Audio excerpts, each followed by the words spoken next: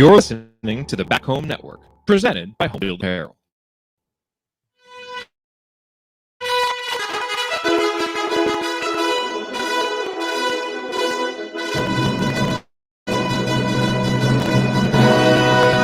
And welcome, Hoosier fans, to this week's edition of Assembly Call Radio, where each week we discuss the most important topics in the world of Indiana basketball. This is our 236th edition of Assembly Call Radio, and it is our 748th episode overall of the Assembly Call, recorded on the evening of November 18th, 2021. I'm your host, the coach, Brian Tonsoni. And let's begin this edition of the Assembly Call how we begin every edition of the Assembly Call, and that is with our Hoosier Proud banner moments. And Indiana is the national champion. When it comes down, Indiana will be champion. Smart takes the shot. The Hoosiers have won the national championship.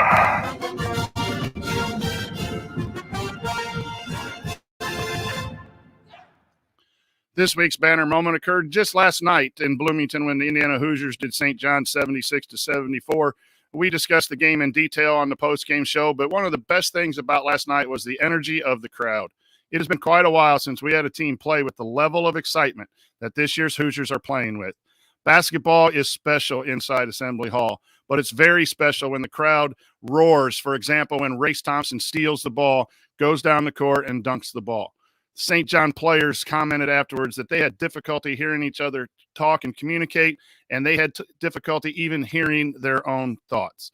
So, fans, when you're in attendance at Assembly Hall, let's make this just the beginning of bringing Assembly Hall back to the toughest place to play in the Big Ten.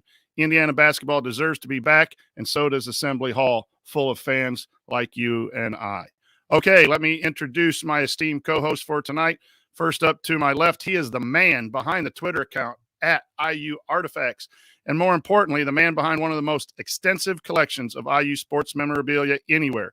And as we learned earlier this week, he even has a mannequin at home that he dresses in different vintage IU uniforms. That's legendary. He is Chris Williams. Chris, you were in the arena last night. Talk to us about how it felt. Did it feel any different in Mike Woodson's first big game as coach of the Indiana Hoosiers?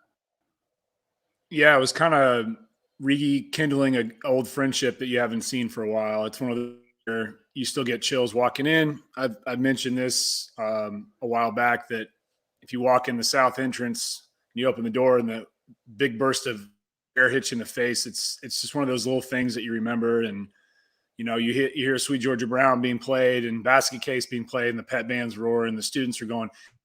Great crowd. I mean, it's about as good as you can get unless you're hosting a major Big Ten foe, Michigan, Purdue. And it was good. And I tell you, I have not heard a roar for the head coach walking out of the tunnel onto the floor like I have for Woodson. I mean, even 90s, mid to late 90s, Knight didn't get a reception like that. It was just overwhelming. I mean, Crean didn't get anything like that. Archie, Kelvin Sampson just didn't get anything like that. It was just, it was a different feeling. It was one of those feelings that, you know, for IU fans, we haven't felt in a while. And it was one of those, again, there were a lot of full body chill moments last night, partly because I hadn't been there for a long time, well over a year. I mean, Coach, last time you and I were at a game was close to the very end before things changed. So, you know, but it was great to be back. It was one of those great moments. You saw so many kids being there with their parents. The students brought it like they do every game, especially for a big game like this. It was a great evening for basketball all around. That's exciting. I'm going to have an opportunity to be in Assembly Hall, you know, on Sunday. I got some media credentials. I'm looking forward to being back. It's going to be hard for me not to stand and cheer because you're supposed to be professional, I guess, when you got free media. But and next up, to my right. All you other voices get out of the way, 'cause Ryan's got 100,000 things to say. The shock doctor's gonna go off on Coach K, or how the Big Ten refs screw up every day. He's the senior writer for the Big League. His Majesty's words are the elixir we need. The only problem is he won't concede the mic to other voices, even if they agree. Analyze analyzing players, finding every wrinkle. He hasn't ever hosted, never lifted a finger. He's got all the Well, let me answers. quickly add just one thing about this. Dude just interrupted his own jingle. Ryan, main man, what is your opening rant this week? It just feels so much better to do this after a win. Not the post-game show, but the weekly radio show too. And you got the team 3-0. If you didn't see my article today at the Big Lead, please go over there and check it out about Mike Woodson and where he's got this program headed. And I just felt last night with that crowd and the way that, everything played out, that it just feels like there's hope in Bloomington again for the first time in a really long time. I don't know when the last time I felt that level of hope was, even towards the end of the Crean era when they won a Big Ten title. It was almost like you were waiting for the other shoe to drop the whole time. It feels like this program is finally moving forward after being stuck in the mud for a really long time. I recommend anyone go read that. I really put a lot into that because as a fan and a guy who, is an analyst, I think that it was an interesting combination of things last night. The team looked like a top 15 team in the first half, did not look that way in the second half, managed to still find a way to win and beat what I think is going to be a pretty tough opponent during the season. I think St. John's is going to be pretty darn good. It was encouraging. There's a lot to build on here, though. And over the next few games, they got to fix a lot of things, and they got to fix when they get a lead, not letting teams come back on them. And so I think that's the next evolution here is not only just start well, but in the second half, you got to close well, and you got to start the second half right. And you got to not let an opponent close that gap. And then you look at the recruiting stuff and it's a lot of positives too. So it just feels like the program is slowly starting to get on track and hopefully it keeps up. We've been fooled before, but there just seems to be something different this time that feels very positive and some momentum heading in the right direction. I agree. There's just something, both of you mentioned different things, but it just feels like old times. And I know it's only 3 games in, but let's keep that vibe going. Here's what we're going to cover this week. We're going to talk a little bit more IU St. John's talk. Chris was in the building. I was not on the post-game show. I got a few thoughts on IU versus St. John's section. Segment 2 is going to be Gabe Cup scouting report. Really excited about this young man being an Indiana Hoosier. I can't wait to dive into some film and do that. That's usually Ryan and Tony Adranya's job now. But I want to go watch it. That's exciting. And then, again, the community members did a great job. We actually had way too many questions today. We're going to pare some back. Please don't be upset with us if we don't get to your question, but you're doing a great job of bringing us, material. So all that is coming up this week on Assembly Call Radio. This edition of Assembly Call Radio is presented by our friends at Home Field Apparel. And in case you missed it, they just did a brand refresh for Indiana that includes 3 fantastic new designs, each of which would be a great Christmas present for the IU fan in your life, in your family. They also released a red T-shirt with the IDS logo emblazoned on it and are pledging 100% of the proceeds to the IDS, which has been struggling financially. So make that a consideration as well. Also, remember, first-time customers can get 15% off with our promo code HOME. That's HOME for 15% off at checkout at homefieldapparel.com. Wear one for the team. Did you just order another shirt from Home Field Apparel? Yes, Mrs. Tonsoni, I actually ordered 2 this week. And so should all of you. Go order 2 this week and order 2 next week. Thanks, Home Field Apparel, for all that you do. Okay, back to the Hoosier headlines. Some IU St. John's takeaways. Chris, I'm going to come to you. You talked a little bit about the roar for Mike Woodson. You talked about the atmosphere of getting in, the students being there, but let's talk a little bit about the action on the court. What kind of takeaways do you have from last night's ball game? The first thing that was really obvious is that Trace is much more of a vocal leader this year. It's his team. I think that's pretty much a given, considering if you're going to come back for a third year and Woodson's to work on and you're going to put your heart and soul into it, it's your team. It seemed to me that he was, especially vocal on inbounds plays, especially vocal mouths. which was great to see. I think that's something that we've kind of missed, is the identity of a floor leader. Doesn't always have to be the point guard. We can obviously talk about Xavier Johnson in a few minutes, but that was the key thing for me is his presence was just so much more lively. I thought that he kind of got apathetic in games in the last couple of years at times, and so that was a refreshing thing to see out of the gate. But with this team, as we saw last night, losing a lead like that is being able to get out ahead and get to a strong start, ride the wave of the fan base. Obviously, you mentioned this, Coach, about the St. John's players talking about the experience of being in Assembly Hall with a fan feeling like they're on top of the players, and the players feel that kind of claustrophobia there.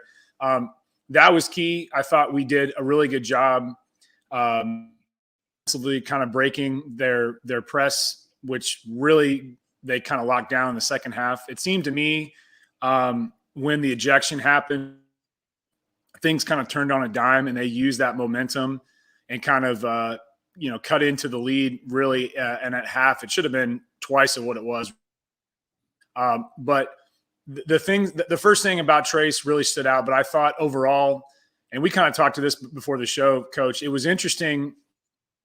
It was kind of like they were in a slow motion scenario when they broke the press, which I asked you if it was similar to what we saw with Shaka, the Havoc scenario. It was almost like we weren't sure what to do sometimes when the ball, especially when we had numbers, and we saw shots fall, but we also saw some forced shots that quickly allowed St. John's to go back into transition the other way, and they kind of rode that situation. But I'm still, I think the shots are going to have to keep falling. They're going to have to keep shooting. I mean, we're expecting Parker Stewart and Miller Kopp to be out there to shoot. They're not going to be the best defenders on the floor, so they have to be out there for shooting purposes. If you think about a guy like Matt Roth and Nick years past, that was their job. Their job was not to be a lockdown defender. Their job was to be a scorer. So that was the key for me. Is still waiting for Kopp, who I thought played a great game, to kind of turn the corner, and Parker Stewart. But overall, it was a gutsy win, and they pulled it out. I haven't seen that in the past couple of years. Yeah, Ryan, I'd like to come back to you. I have not had a chance to read your article about Woodson, but I thought Woodson had a good game last night, but I thought there was some areas that he needs to work on, some late game substitutions. And you talked about substitution patterns overall, and he even admitted much in the post game that he has some things to continue to learn. And I take that as a positive. It is a different game. He's a good, solid coach. He knows what he's doing, but the college game might take him a little time to adjust. Your thoughts after a night off and thinking about your article? Yeah, last night I did say after the game I thought that there were some issues with his substitution patterns and leaving Trace Jackson Davis in for 37 minutes and not stealing minutes for him at different points and playing him the entire second half. I still stand by that. I think that he's got to find ways to get his best players breaks. He's also coming from a league his entire coaching career where he's got 48 minutes to play with. A guy plays 37 minutes in a 48-minute game. It's a little different than playing 37 and 40.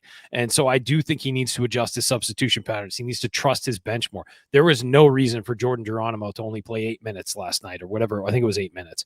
That guy needs to play more. And so the problem I had with Woody last night, and again, it's a minor complaint given the macro of the program, but in game, this is something to monitor, is he had Race Thompson, Trace Jackson Davis, and some other guys out there for huge stretches of times with no breathers, no timeouts. They got the media timeouts, and that was it.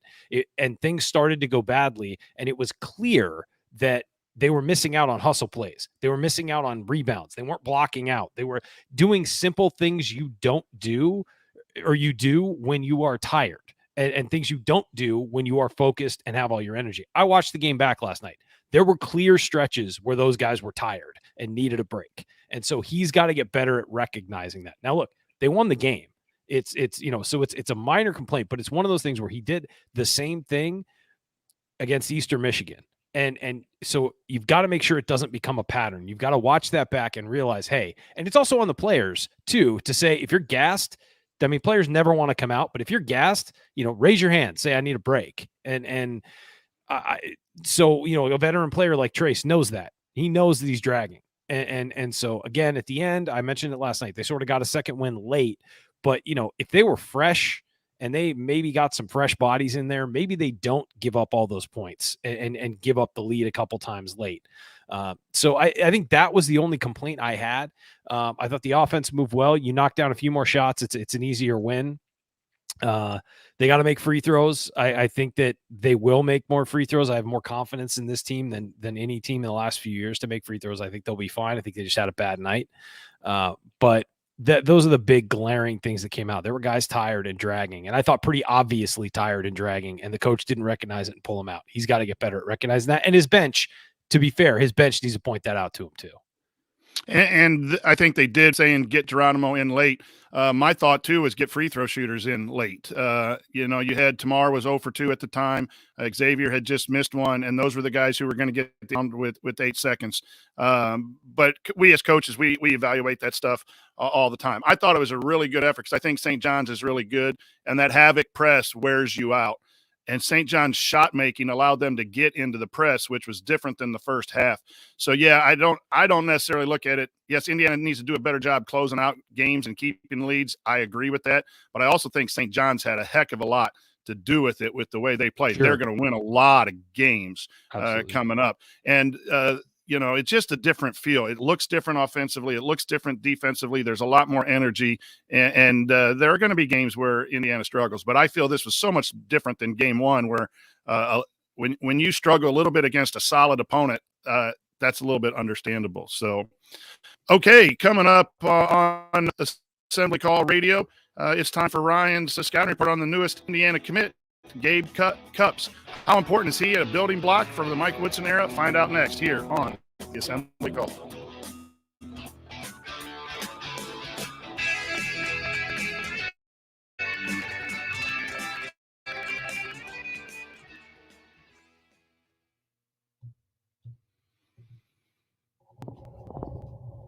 All right, everybody. Thanks for showing up a day after a long evening and a long show. I will go out and say this right away. I got some. I apologize for my internet service. I am hardwired now. It is not a Wi-Fi issue. It must be the internet in my house. It wasn't as bad in the second segment. Better. Yeah. So the intro was struggled, but it's better. Yeah. Yeah, and I'm going to ask because I think Andy has when Andy plays music, there's a little popping and struggling too. So maybe it's something that we need to do better with the soundboard or something like that. But I hate that for you guys listening live. I think if you go back and listen to the podcast, it comes out without any of that. I think it's probably upload speed or whatever. So guys, have a conversation. I'm going to go unplug a couple things that have natural pull on the Wi-Fi just to make sure that it tries to stay well. Yeah, Royce, I did upgrade from AOL this week. It was a tough decision. Rural Delphi, rural Lafayette, I guess what kind of service you need. So I'll be right back in just a second. It was interesting, Ryan, to see how much the assistant, there were some times where the assistants and Woodson were not on the same page, like several times. And that's I was kind of fixated on that. Oh, sure. He's still figuring out. Held Motto to him a couple times, which, he's right there. Obviously, he can't be on the bench, but he's right there. But it was interesting. He's still figuring it out. But it's amazing how much less barking of orders there are this year. There's definitely a trust factor. Definitely a trust factor where it isn't like they're not being micromanaged. That was something that I noticed. It's just like a thing where, what they're going to run is a pretty straightforward type of offense. What's going on, and so, but yeah, it's nice where they don't have to keep looking over at the bench every time wondering, okay, what are we going to do? Next? Yeah, no, and I think that's been obvious. He's going to let these guys play through mistakes, and he's going to sort of give them a longer leash, which is more of an NBA style, is to not. You give up a 4-0 run in college. Sometimes you call a timeout and reset things, and he's not going to do that. Yeah, he's going to let them go. No. So, and yes, somebody asked in the chat. Yeah, Motto was at the game last night. He was sitting next to He was sitting right next to the Dolson. bench. I saw him. He was right next to Dolson. Yeah, so. it's J.D. Campbell, Dolson, Mata, and then the Dobo. Mhm. And he's like 5 feet from Woodson. So it's yep. I do think there's going to be some of that. Look, the staff, they've been together for a few months now, but there's still some meshing things going on. Yeah, this is their first. This is their first stretch of real games, so there's going to be some choppiness and some stuff like that. That is completely natural. Yeah. But yes, it is. That's certainly something that's going to stand out for a while. And it's also 3 assistants who haven't worked together before. In long stretches and in games. It's a whole brand new setup. They've got to build their in-game chemistry just like the team does, all that stuff. So, I expect some of that. Yep. It was, but it was just nice, because I think he trusts the players, and like I said, Trace was seemed to me from what I saw, Trace was calling the inbounds plays that they were doing. Yeah, I noticed that. It wasn't as if they were. Yeah, which is nice. It's nice that, they can look at what the scheme is what St. John's doing defensively on the inbounds, and then they can adjust to it. So, well, they certainly seem prepared. St. John's went zone a couple times, and they got right into the zone offense. The one time St. John's pressed after not really pressing for a while, and they kind of got caught up floor, and Race walked because he wasn't supposed to move on the inbounds, and he traveled. But they didn't. There's a couple times when the passes coming across midcourt were lazy when they were trying to break it. But I'll tell you what, it seemed like they knew the scheme. Really nice. They knew what they were doing. Yeah, it's really nice when you have a 6'8" who can bring the ball off the floor and looks natural in that position like Race. That's here's huge. The thing. Here's the thing that bothers me. Race could have done that last year too. You saw him on the perimeter handle the ball fine. They could have cleared out, had another power forward guarding him, and he could have easily walked it up the floor. But it seems like the last year the staff did not trust him to do anything other than rebound and be active defensively. So it's nice to see that change because he may be our best free throw shooter too. And here's the thing, and I said it today, Jared's mad at me when I say this, and he texted me and said, this is not, I wrote it in the article. I think Trace Jackson-Davis, by far Indiana's best player. No question about it. Race Thompson might be the team's most important player. And I mean that from an energy and a hustle standpoint, and just everybody feeds off of what he does. They feed off of what he does. And look, Trace Jackson-Davis can get 25 and 10 and Indiana can lose. If Race Thompson is playing active and doing that, it's a lot harder to beat Indiana because everybody else gets on that same level. And so I think that his energy is so important to the team. He might be the most important player. It's not to say he's the best player. The best player is Trace Jackson-Davis, but those are 2 separate things, I think. Yep. That's a good point. You could add that. I think Xavier's starting to get to that, needs to be on the floor as much as possible too. He was out with foul trouble. My goodness. I do agree with you though. Race and X are those glue guy X factors. Yep. Their stats are going to be great some nights, but just their presence is so important.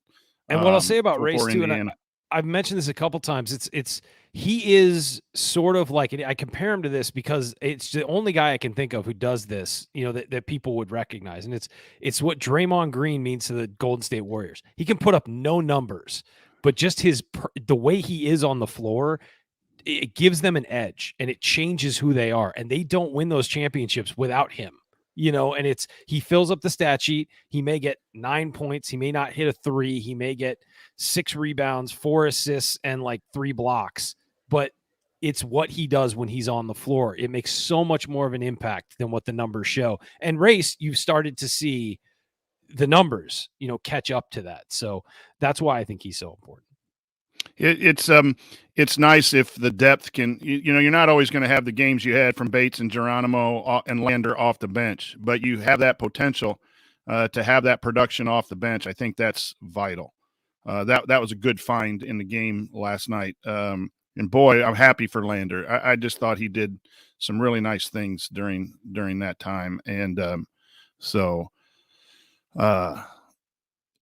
felt good. I wasn't so positive after game 1, and game 3 mirrored it, but it was a much better quality opponent. And sometimes that makes the difference. They're going to make their runs too. And you would like to see Indiana be able to handle that. But early on, with all the stuff we talked about, coaches meshing and all that stuff, this was that. And from a bracketology purpose, it was. There's never a must win, but when you only have 3 quality non-conference opportunities, you've got to take advantage of them, especially at home. It's just vital to do that. So, all right, gentlemen, let's head to the second segment. Here we go. Better unpause.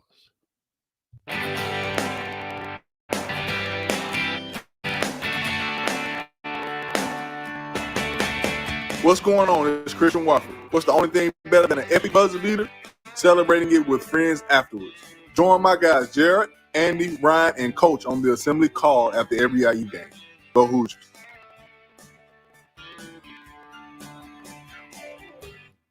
Welcome back to Assembly Call Radio. Tonight, I'm excited to announce a new sponsor for this main segment of Assembly Call Radio. And just like all our other sponsors, they started out as either friends of the show or IU diehards just like us.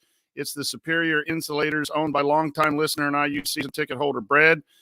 With winter right around the corner, the timing is perfect to tell you about their high-performance insulation and air barrier systems for both residential and commercial. And their work is high quality because they have their air barrier systems and spray foam used in the IU Excellence Academy. They also worked on the IU football locker room, marching 100 Hall, and many other buildings on campus. So visit insulators.com to learn more and schedule your appointment. That's insulators.com, INSEALATORS.com to learn more. And thank you, Brad, for your continued support of our show. So now it's Ryan Phillips time. Chris and I are going to sit back and fire off some questions on IU's most recent commitment, Gabe Cupps, which I believe to be an Indiana type of player. And so, Ryan, first question. What are the strengths of this young man? He's got a couple years of high school left before he comes on campus, but what are the strong points of Gabe Cupps' game?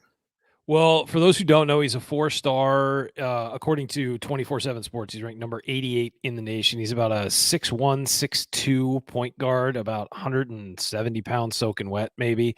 Really needs to add some weight. The strengths that I see are leadership. The kid's a vocal leader on the floor. He gets everybody into what they need to be into. He is, a tough kid. He's the first one to pop up and say something, after a play. He's the first one to, sort of lead the offense and tell people where to be. Son of a coach, all those cliches that go along with being the son of a head coach are present here. The thing that jumped off to me that he's really good at on both sides of the ball. One side, defensively, he is a sincerely dedicated defender. He will get up on a guy.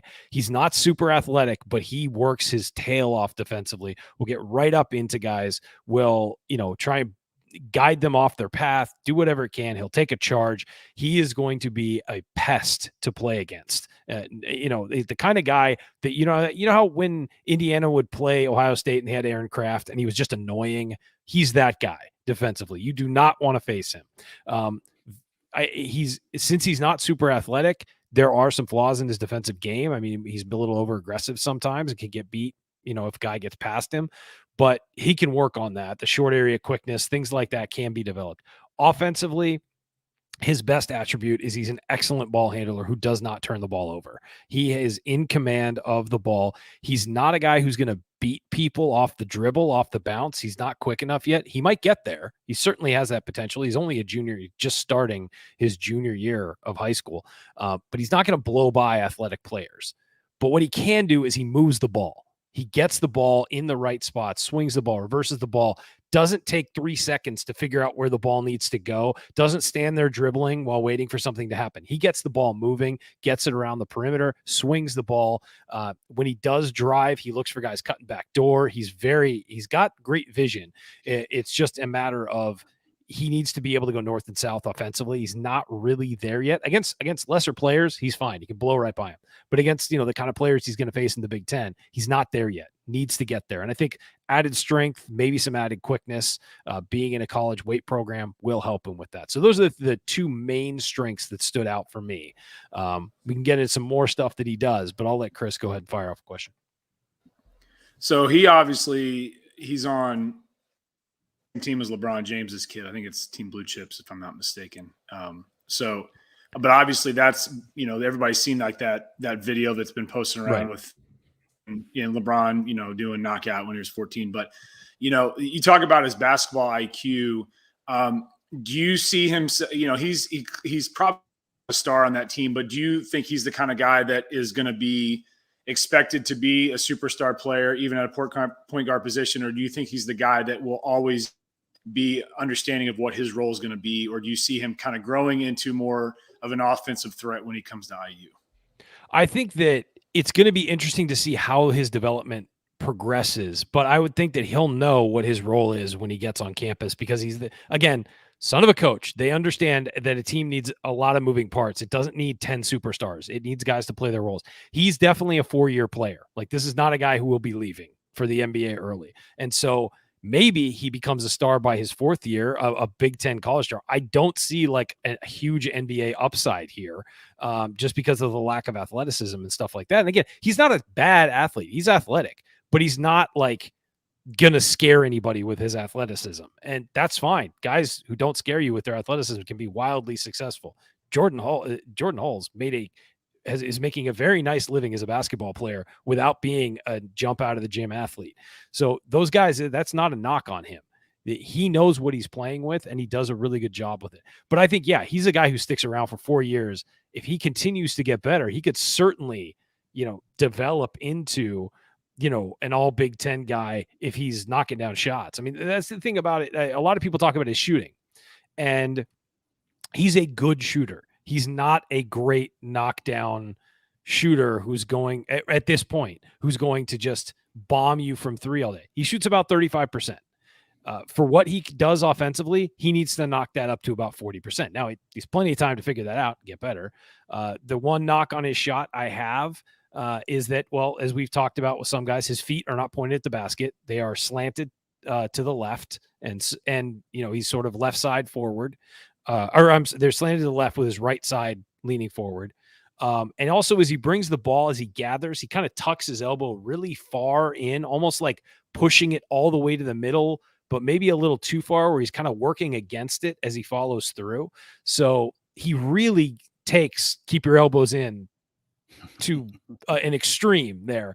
He does tuck it in right to the middle of his chest, and then he fires it. Now, he gets great rotation on the ball, and his release looks really good. I think as he gets stronger, the extreme tuck will maybe loosen up a bit, and it'll be more smooth.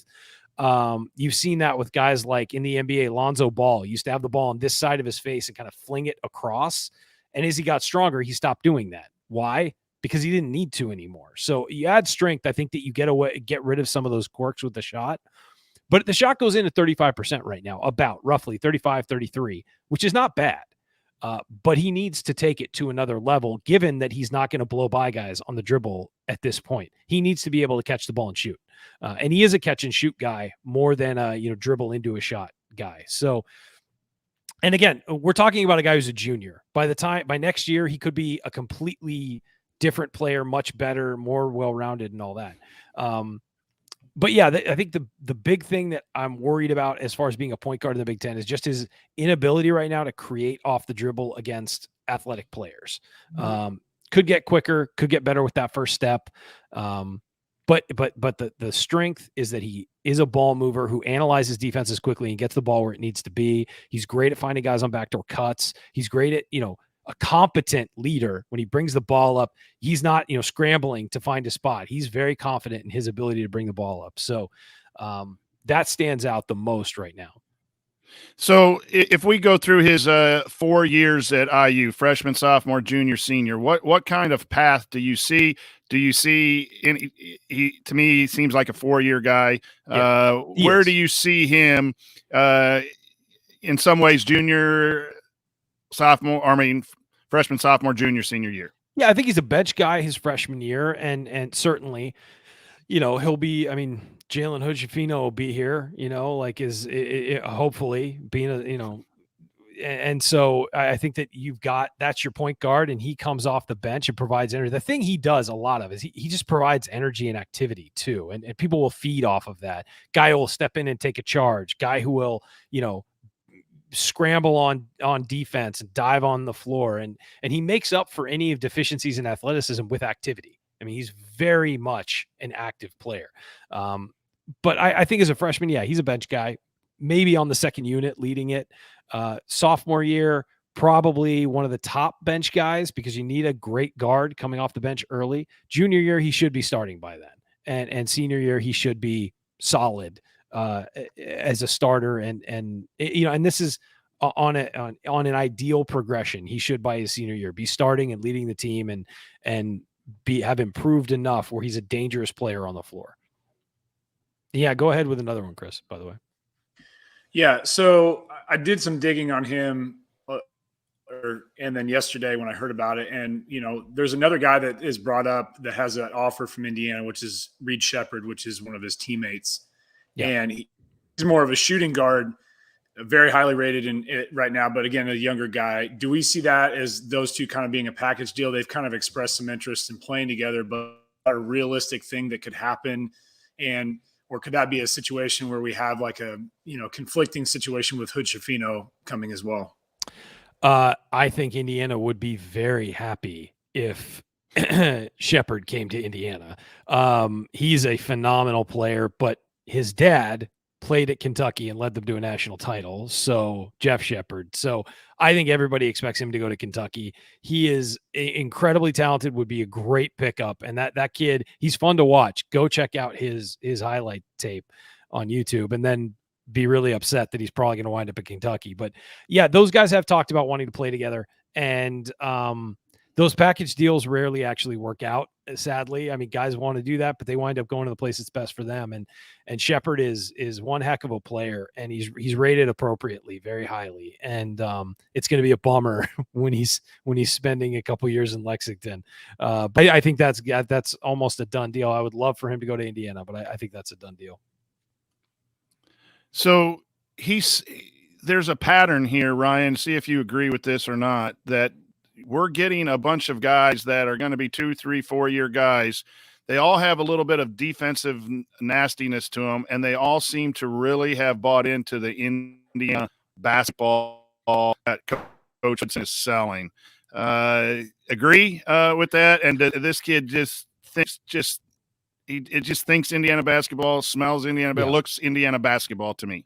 You know how seeing Miller Kopp on the floor makes you feel like you're watching Indiana in like the early 90s, just watching him move on the floor and in the way he wears that uniform. Cups is an Indiana guy. Like, it just fits the classic Indiana vibe. And yes, the fact that he is committing in the very beginning of his junior year, just like Ja'Kai Newton, that says something. They're buying into what Indiana is selling. Now, that class has started very well. 2023 has started very well. You have hit two needs. You got a wing, shooting guard type, and possibly small forward given his Newton's length, and you got a point guard. Now you got to find the big guy and possibly another wing. So I think that's what you're looking at for the 2023 class. But yes, the fact that those guys are committing early and saying, I'm done, I'm shutting down recruiting, this is what I want, is a big deal, because it says that whatever Mike Woodson and his staff are selling, people are buying and really liking.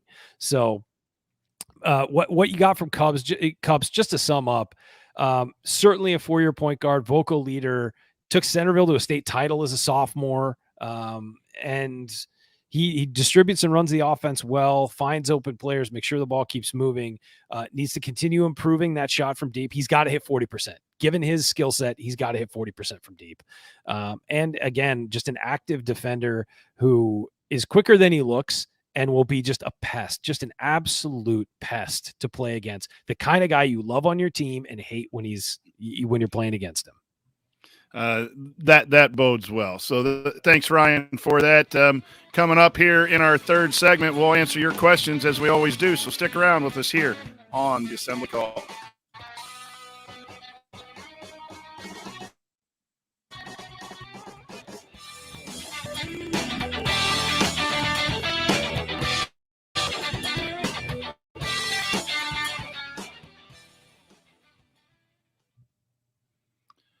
So Ryan, I got a question for you. Do Sure. these guys, when they commit this early in the junior year, how much of it is they just want to make the commitment and be settled? How much of it is, hey, they want to get there before someone else gets there? And then on the other side, how much do schools want? Do they want early commitments? How do you think all that plays out? That's always been interesting to me as a high school coach. Well, I think the kids are committing early to secure their spot in a lot of cases. And, sometimes they just get really excited about it. But basketball commitments rarely decommit. In college football, guys commit and decommit all the time. Basketball, when you're locked in, you're pretty locked in. And I think part of that is because there's so few spots. So you're securing your spot. Whereas in football, teams will take 2 quarterbacks. They'll take, 5 defensive ends. They'll take, so it's your spot is you earn your spot when you're there. You kind of get your spot in college basketball recruiting. This guy's going to be our slot in as our next point guard. This guy's going to slot in on the wing. You got to earn it when you're on campus, but you can see the depth chart projected. Whereas college football, they take 25 guys a year, sometimes more, depending on if they're early enrollees or whatever. So really, you got to earn everything once you hit campus. So I think that's part of the reason guys are committing early is like, hey, if it's between me and this other guy, I want to go to Indiana. I'm going to jump on that now. That's what I want and secure that spot. And so that's part of it. And part of it is, guys get on campus, they visit a bunch, they just get excited and they're like, I don't need to go through the recruiting grind anymore. It's a grind for players. It's a grind for families.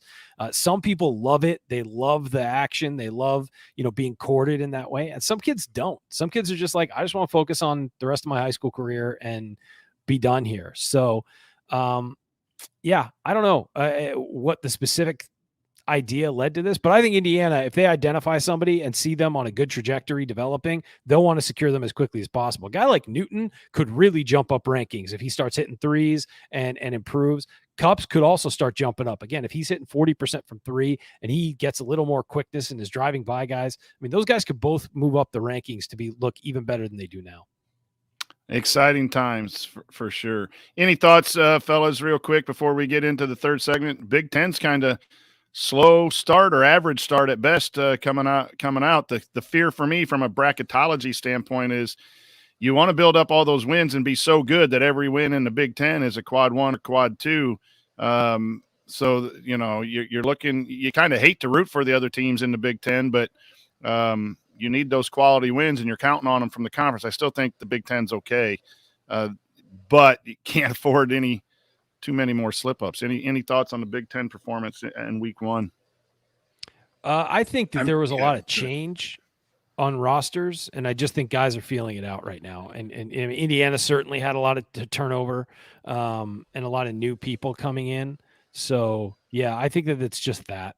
There's just, feeling it out early. And a lot of times you see teams and conferences struggle early and then go on like gangbusters later. So I just think that's what it is. A lot of new players, a lot of new faces, and a lot of people in positions they weren't in before. I think Indiana's a microcosm of the entire conference, really. Chris? I think the teams that are going to be bad are showing that they're going to be bad. I don't think Minnesota's going to be able to prove much. Northwestern is going to be about what we expected. But, there's been turnover. Michigan's roster turnovers, they're still, I expect them to be a top tier team in the Big Ten. Wisconsin, I think, is an odd team that I don't really know what to expect from them. Brad Davidson's in like year 12, so, he's never going to leave. So, and now we have to, I guess, kind of accept him because he's engaged to Tyra Bust. But I don't really want to accept him anyway. But I don't think we have to accept him, Chris. I don't think there's a rule there. I don't know if you watched that play where he kind of pulled Al Durham down and they got him for a trap. It's the same crap that we've seen out of him for, it is what it is. But it'll figure it out. I still think at the end of the year is going to be the best team or the best conference in basketball for a reason. And I think it's just a lot of change. But right in the middle of it, I don't see us as obviously being any worse than any of the teams we've seen lose already. So I think we're just where we need to be and we'll be fine. So the thing that I'm kind of enjoying already is that, you don't want to be rebuilding your program and having 6 great teams, and that's a struggle. I think we're equal to Maryland's and some Illinois and that, a little bit more than maybe what we thought, and that gives us the opportunity to move up in the Big Ten. Obviously, it's got to get done on the floor, and you can't predict, but I think that Ohio State got beat today by Xavier. So there's some opportunities for IU to move up a spot or two if they perform and can knock off some of these teams. So, all right, everybody, we're going to go to the mailbag here. So let's go.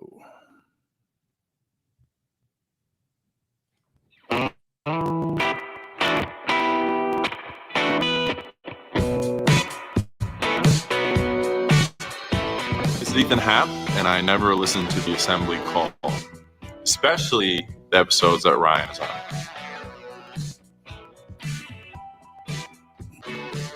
Fair enough, Ethan. You're going to have a hard time watching your Badgers anyway this year, so might want to start tuning in to Assembly Call Radio. Hi, I'm the coach, Brian Tonsoni, here with Chris Williams, IU Artifacts, Ryan Phillips of the Big Lead. It's pretty fun doing this show after a few years of struggling and off-season stuff when IU's 3-0. So it's now time for our mailbag. All questions were submitted via Pro Basketball Discussion Community, which you can learn more about and join at assemblycall.com/community. And here we go. Valerie asks, do you think we'll be ranked Monday, assuming a Sunday win? We'll go Chris first and then Ryan. Yeah, I think it'll probably we'll creep in there. It depends on if we have any significant losses toward the bottom end. But yeah, I think if we win the games we're expected to, I don't think that we're going to be wowed by Sunday. It's a game we're supposed to win. We built those into the schedule for a reason. We've seen that happen in the past. But, yeah, I wouldn't be surprised. It was a gutty win on a national stage in that kind of arrangement between the Big Ten. So I would say, yeah, probably 23-25 range. Yeah, I would agree, especially because St. John's was also in the others receiving votes, and Virginia Tech's ahead of Indiana, but Ohio State lost tonight, so they'll drop down. I mean, they lost to Xavier, who's not bad, but I think they'll drop down. Tech could move up. I don't know what's going to happen. I haven't really been paying attention to how everybody in that group's done, but St. John's was also in the others receiving votes, and Indiana was second in that category. So usually they just move up. And so some teams lost. I think Indiana will move up. I think they'll be in the back half of the top 25, back end of the top 25.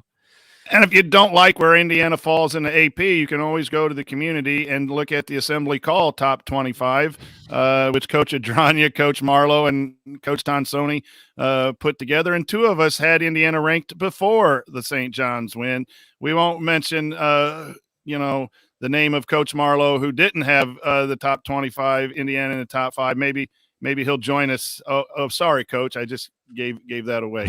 But yeah, I do think that IU will be ranked and should be ranked. I think they're doing a good job here. A couple questions we're going to kind of combine. Hooperazzi Joel asks, how do you expect the rotation to change with Trey being out due to his injury?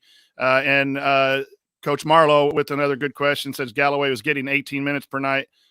With him expected to be out for the foreseeable future, how do you see those minutes distributed, Ryan? Galloway was a guy that Coach liked for a variety of reasons, did a lot of non-stat things. How would you replace those 18 or so minutes? Well, I think you saw with Tamar Bates playing more. I think that's certainly going to be a spot he can slide into. And I think Christian Lander is going to have to play more, quite frankly, because you're going to need another ball handler. I mean, Galloway is a really good ball handler and can move the ball around the floor, can find holes, can cut through. I think it makes Indiana stronger in the end because I think that you're going to have to get some of that bench depth. Rob Finney's going to have to step up a little bit as well and play better.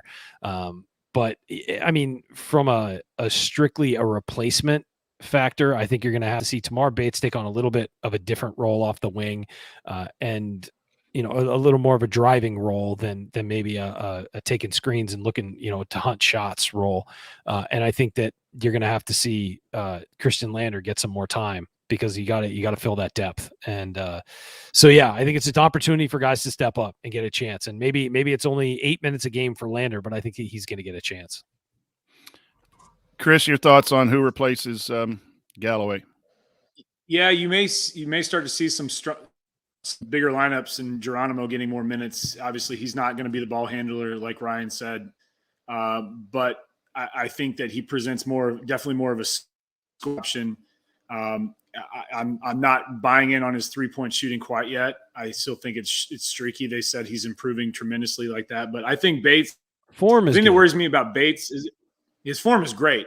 The thing that worries me about Bates is that, we kind of alluded to the minutes. We've seen so many freshmen just fall flat halfway through the Big Ten season because they just get gassed the first semester. And, I think about a guy, I'm going back to the awful years and early years of a guy like Tom Pritchard, who went double-double game after game after game, was just nowhere to be found in the Big Ten. And again, we had no talent on a lot of those teams. We've seen it so many times with these freshmen that come in and, they want to be playmakers. They want to be instant guys that are going to be sparks. But, we got to allocate. You went 11 deep last night for a reason, because you have the talent. And obviously Galloway is going to be out for the foreseeable future. But, yeah, Rob was kind of non-existent last night. And I think, whether he's not 100% or not, who knows? There's some speculation about that. But he's got to be a guy that, is staying out of foul trouble, that's a lockdown defender, and he's got to hit open shots. So, it was pleasant to see a guy like Lander come in and positive minutes, look poised out there. And I agree with Ryan on what he said, that, he's got to be the next man up kind of situation. It can't be, what are we going to do? It's, we know what the plan is, who we're going to bring in. I think those are all good suggestions of who fills those minutes. The question is, can anyone fill what Galloway does best, which is, really push the pace, get out in transition. Yeah. Geronimo's not that kind of guy. I could see him getting those minutes. Bates is probably the closest to that ability, but he doesn't have the experience and maybe the understanding yet that Galloway had. I think you'll see a lot more of 2 point guards in, because they can do a variety of things. So it'll be interesting to see the combination. And I think it might be matchup dependent. If it's bigger teams, you could put Geronimo at the 3, keep Miller Kopp at the 3. If not, you might need to move Parker Stewart down and have some other combinations. So Jim asked this, would really like you guys to discuss issue. He raised a thread on Ryan's article. What, if anything, is different about this 3-0 start than other recent 3-0 starts? It's not a question of whether it's sustainable or not, because no one really knows. But if it were, what's going to allow it to be sustainable? If it's not, what would be the reason? So what's our gut feeling, I guess, about this program being 3-0? We had other versions of Indiana be 3-0. What's different, Chris, in your mind? I think just the attitude. I think we've already alluded to this, but the attitude and the morale is there. The players don't look lost on the floor. They're not playing a complicated defense that they don't understand. They're not running offensive sets working. They have a genuine appreciation. They're buying into the fact that our coach understands Indiana basketball and wants us to embrace it. And we haven't had that for a long time.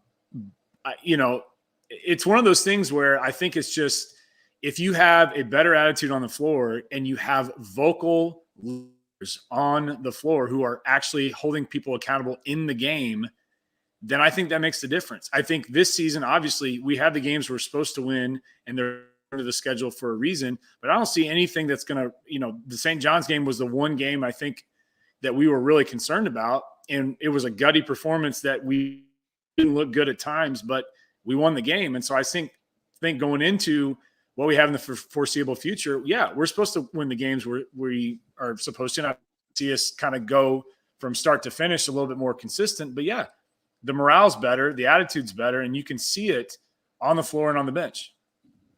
Yeah, I echo what Chris says. It's the attitude, it's the personality, it's the comfort in their own skin. This team is comfortable in its own skin. They're having fun. I mean, the first half, how many smiles were there on that floor? How much excitement was there on that floor? Now, they got to carry that through to the second half, and they came out very flat at half. I don't know whatever Mike Woodson did at halftime, do the opposite. They came out very flat, and look, they're college kids. You get up 12, get up 14, you tend to relax, and that's the wrong thing to do, but it happens. It just happens. That's why there's comebacks in college basketball. That's why college basketball is exciting. That's why we love it, because that stuff happens. But you've got to come out focused with that same energy you had the first half. But the thing that's encouraging is the momentum, not only on the court, and the progress on the court, but also off of it. You're seeing assistant coaches want to stay here for a long time, like Kenya Hunter. You're seeing guys move here. You're seeing the recruiting successes they're having. Class of 2023 is almost locked up, guys, and it's November of 2021. You need 2 more guys. You might get that in the next few months. I don't know, but so I think it's just the consistent success off the floor, and then you're seeing it on the floor. You're seeing the change to a more exciting brand of basketball, to a defensive unit that's playing so much better. You're just, it feels different. It just does. There's a vibe that's different. The crowd in that arena last night felt a different vibe than they felt for a long time. And so that's why it feels, this 3-0 start feels different. Now, are they going to go undefeated? No, they're going to lose. They're going to struggle. They're going to have parts where where we come on here and rip them for playing poorly against the team they should have beaten. That's going to happen. But when you look at the macro of the program, things are looking very good for Indiana in the future. Does it sustain? We don't know. You can't predict that. But it feels like, as I said earlier, there is hope for the first time in a long time that things are heading in the right direction. Yeah. I'm going to point out, several of you pointed out, but the leadership, I really like the point guards getting us into offense without necessarily looking back. They do look back at times, every point guard does, but the 2 times teams have changed from man-to-man to zone early in this season, the point guards pointed right away, and we got the ball into the high post and got a high-low one time for a dunk, got a kick-out 3 for Rob Finnessy, who was in Coach Adrania's film room. If you're not subscribed, go subscribe to that. There's some really good stuff in there. I've noticed Rob is more aggressive with his body language. I know he struggled last night, but in the previous 2 games, that fun, all of that stuff you guys are talking about, I agree with that tremendously. It's just a different vibe, and I'm looking forward to witnessing that too. Robot asked about the Big Ten. We kind of answered that in between segments. Encourage you to go back, talk about our thoughts about the Big Ten. Luke asks, should we change the starting lineup since we seem to be getting more production out of some of our bench guys compared to starters, Bates and Geronimo compared to Stewart and Kopp? I would at least switch Bates and Stewart, but maybe he's out there because of defense compared to Bates and so forth. Ryan, I'll throw that to you. Is it at a point where you need to change the starting lineup in your mind, yes or no? No. I think that those guys have been chosen for a reason. If you look at, they're all veteran, they're all older, they know how to handle the start of a game. And you got Kopp, you've got Stewart, you've got TJD, you've got Race, and you've got Xavier Johnson. 3 of those guys are transfers who have had success elsewhere. There's a reason those guys are starting. There's a reason you leave the freshman on the bench, let him come in, let Bates be an energy guy. And if he gives you offense like he did last night, great. But let his attitude be infectious. I think the starting lineup is exactly what it should be. I think it's what we predicted all offseason, and I think that it's the right one.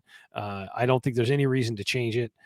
You might want to change your usage of the bench, as we've talked about. I think that they need to use the bench more. I think guys like Geronimo need to play more. You need to get Bates. I mean, Bates played 27 minutes last night, which was more than I thought he was going to play. But again, Galloway was out. There was, mitigating factors there. But yes, I think the starting lineup is what it is for a reason. I think it should stay. Chris? Yeah, and as they're in 4th grade basketball coach right now, my son's team, I can say we have lineups and rotations for a reason. And yeah, a guy like Parker Stewart does not transfer to IU to come off the bench. Okay, let's just face it. He is poised out there. I know he's not shooting as well, but the guy's poised.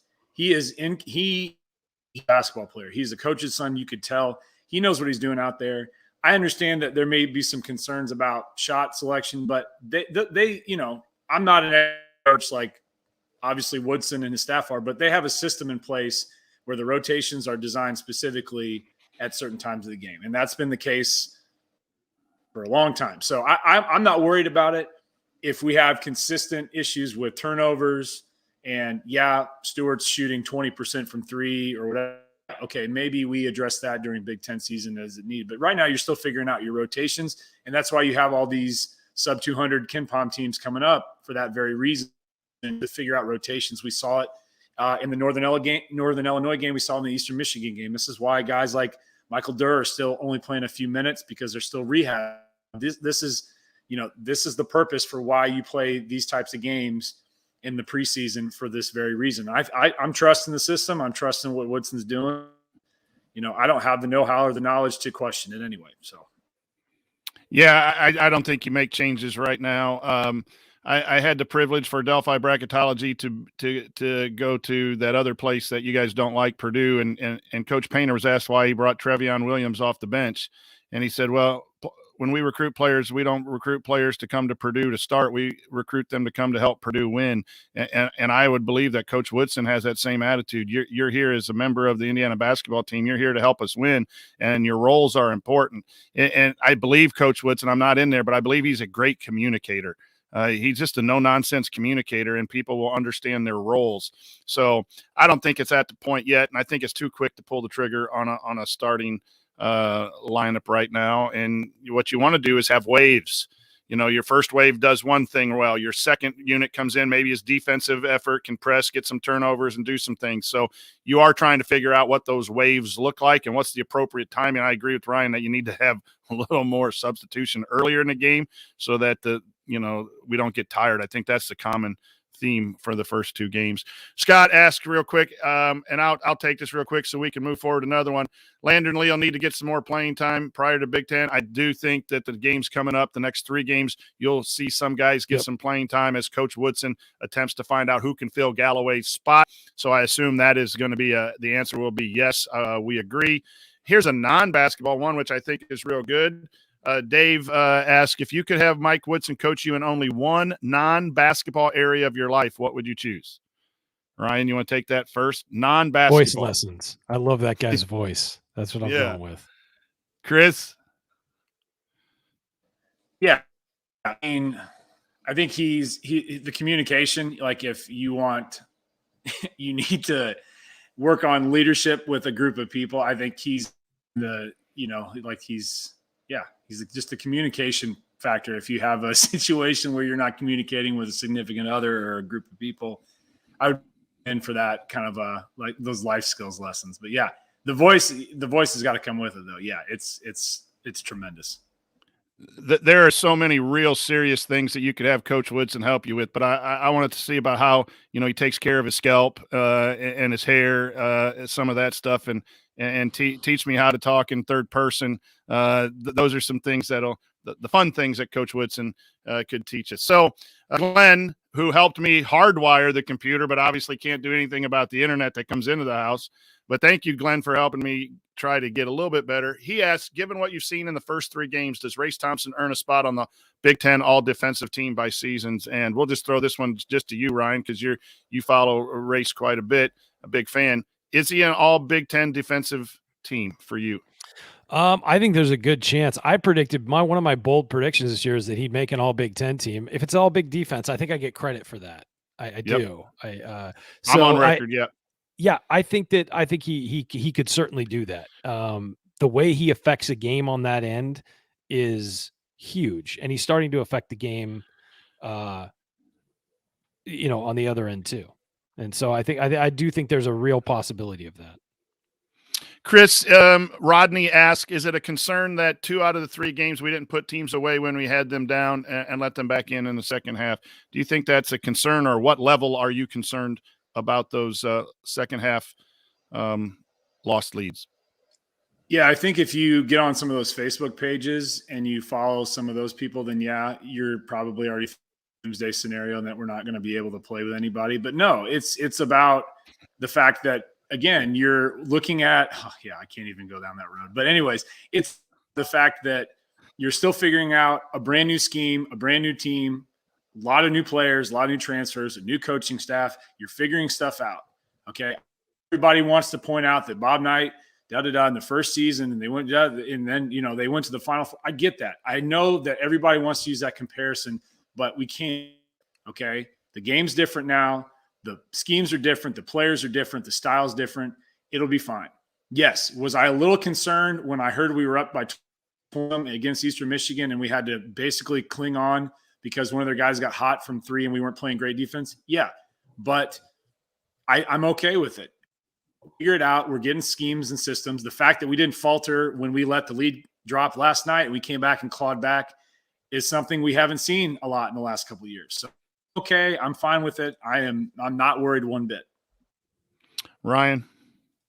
Yeah, I mean, I don't know. I mean, it's like it's the kind of thing where the team has to grow. The team has to be together, and it has to take time. And again, a lot of these guys haven't played together before. It's going to take time. I don't think it's a concern. I think it's just something they have to improve on. Now, if it happens in 5 games, 6 games, maybe you start to see a pattern. But they've played 3 games. In 2 of them, they got up big and relaxed, and which a lot of teams have a tendency to do. So it's not unique to Indiana. So not really concerning yet. Until it becomes a serious pattern. But right now, I think Indiana is just trying to find its way and figure out, how to play as a team, and that's going to take some time. That's why you play a non-conference schedule. It's to develop your team. Non-conference schedule does not determine your season. What determines your season is how well you do in the conference portion of it. And then you move on to the conference tournament and the NCAA tournament. That's where you want to be peaking. So early on, this stuff is all about just getting together and getting on the same page. Yeah, the pattern piece is interesting to me too, because if you're going to talk about those 2 games, you got to talk about game 2 where they put people away. So there was an example of Indiana being able to do that. I did not like the lost lead in game 1. That really soured me, and I was disappointed. I thought Indiana would be further along, even though you're right, they have to grow and they're coming together. Last night's lost lead, I just attributed to that is so tough when you're playing a good pressing team to maintain 40 minutes of high-level basketball. And what really made me relax was every time there was a rush, we shut it down. There was no long drought. There was no 15 minutes where you gave up, 17-2 runs. The runs were 6 or 7, stopped, matched by one of our runs, another run of St. John's, matched by ours. So the response, as some of you have mentioned, have been good. And then, Chris, back to you. Does IU Artifacts own a Harris? I am going to mess this up. Musid, whatever. How do you pronounce? Yeah. Do you own his mask? No. Yeah. Do you own a mask? Is that on your radar? If you don't know the backstory, he broke his nose and he wears this Jason horror film inspired hockey mask in a couple games. You can find it on the IU archives, but it is literally the scariest thing you'll ever see. No, that's not on my radar. I know Harris. He lives here in Bloomington. He's a very successful businessman. He's a very guy. I bet he's never even thought about that, nor would he know where it is. But no, that's not up my alley. No. Sorry, Harris, to not be able to pronounce your name, but thanks for what you did for Indiana basketball. That's it. We're done. No more questions. All right, so that'll do us for this week's episode of Assembly Call Radio. If you want to see us do the show live, join us at assemblycall.com on Thursday nights for the live broadcast of our Assembly Call Radio recording. Thanks to Bob Thompson for producing our music, and thanks to John Ringer of RiggsDesigns.com for designing our logos. Oops, let me read the rest. Thank you for listening. We'll talk to you again next week or sooner if anything breaks. Until then, take it from me, Yogi Ferrell. Keep your elbows in and your eyes on the rim. And go Hoosiers. Thank you. Thanks for coming out. You might get beat today, but each day you got to get better. So there was a page break in there. I didn't see it. We'll be here. I didn't see it. I didn't scroll down. It was down below. I won't be here, but there is a show on Sunday, just to remind everybody, after the for a post game show. So you'll be. Yeah, we probably be right after that. Yeah, we probably guys, I'm needed. But I have got to leave. Get out of here, buddy. Get out. Get out when you need. I'll talk to you guys later. Yeah. Okay. Later, buddy. We'll see you, Chris. Thank you. Yep. Yeah, we probably should have done a Louisiana scouting report, but again, I know I do bracketology, but I do who won and who lost. I don't necessarily study the teams, but Louisiana will not be. It'll be a good test. It's a 200 level team. Indiana needs to play well, and I think they will. This team, it'll have its down moments, but we're headed in the right direction. Don't you think so, Ryan? Yeah, I think so. I mean, I wrote about it. It just there's momentum in the right direction. All right, Coach. All right, everybody. Thank you, guys. We'll see you down the road. If you have a chance to run into me Sunday, come say hello. I'll be way up in the rafters in Section K. But I'll be in the hall. We'll see you.